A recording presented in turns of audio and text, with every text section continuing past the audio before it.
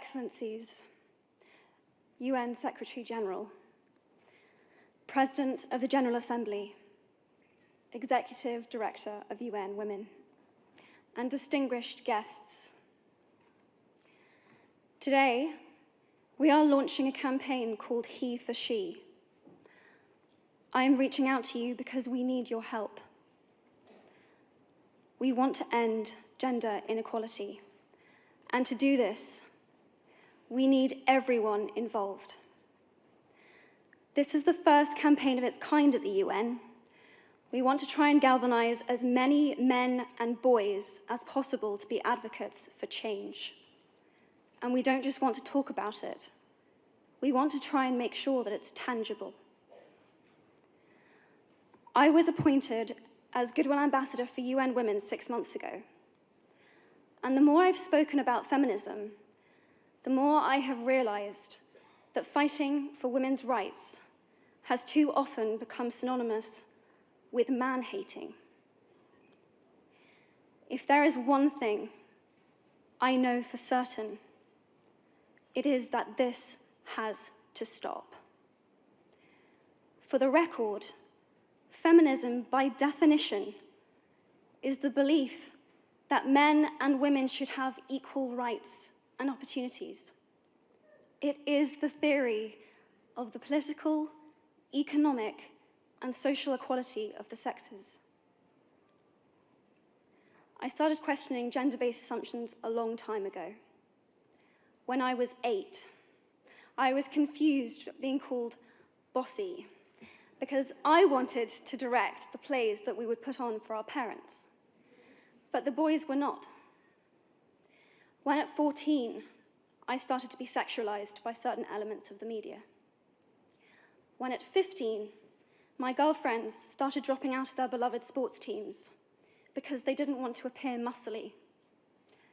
When at 18, my male friends were unable to express their feelings. I decided that I was a feminist, and this seemed uncomplicated to me. But my recent research has shown me that feminism has become an unpopular word. Women are choosing not to identify as feminist. Apparently, I am among the ranks of women whose expressions are seen as too strong, too aggressive, isolating, and anti-men, unattractive even. Why has the word become such an uncomfortable one? I am from Britain, and I think it is right that I am paid the same as my male counterparts. I think it is right that I should be able to make decisions about my own body. I think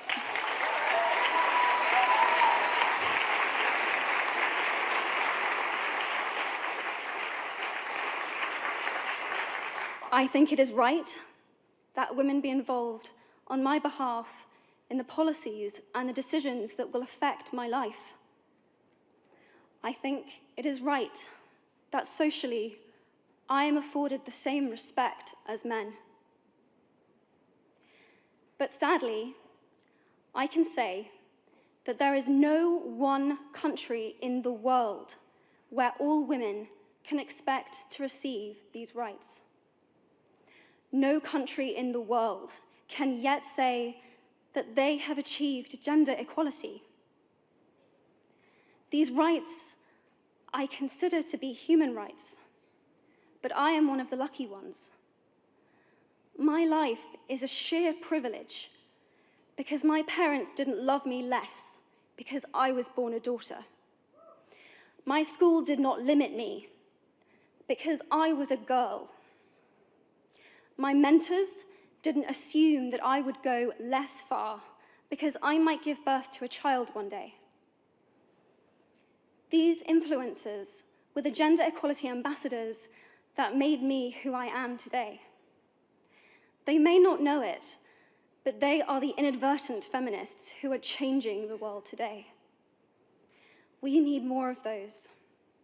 And if you still hate the word, it is not the word that is important. It's the idea and the ambition behind it. Because not all women have received the same rights that I have. In fact, statistically, very few have been.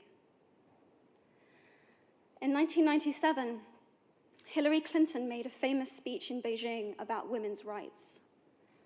Sadly, many of the things that she wanted to change are still true today.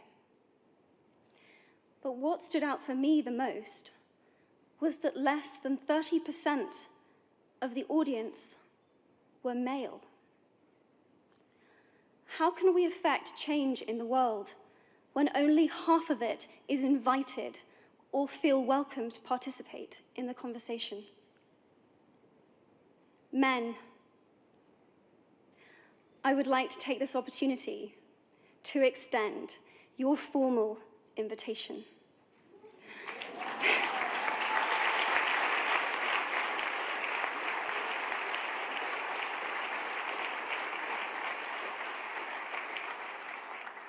Gender equality is your issue too.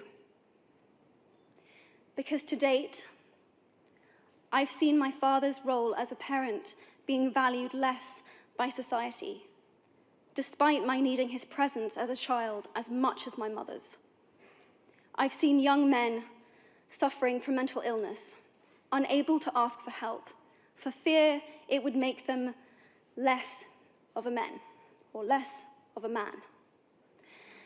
In fact, in the UK, suicide is the biggest killer of men between 20 to 49, eclipsing road accidents, cancer, and coronary heart disease. I've seen men made fragile and insecure by a distorted sense of what constitutes male success. Men don't have the benefits of equality either. We don't often talk about men being imprisoned by gender stereotypes, but I can see that they are, and that when they are free, things will change for women as a natural consequence. If men don't have to be aggressive in order to be accepted, women won't feel compelled to be submissive. If men don't have to control, women won't have to be controlled. Both men and women should feel free to be sensitive. Both men and women should feel free to be strong. It is time that we all perceive gender on a spectrum instead of two sets of opposing ideals.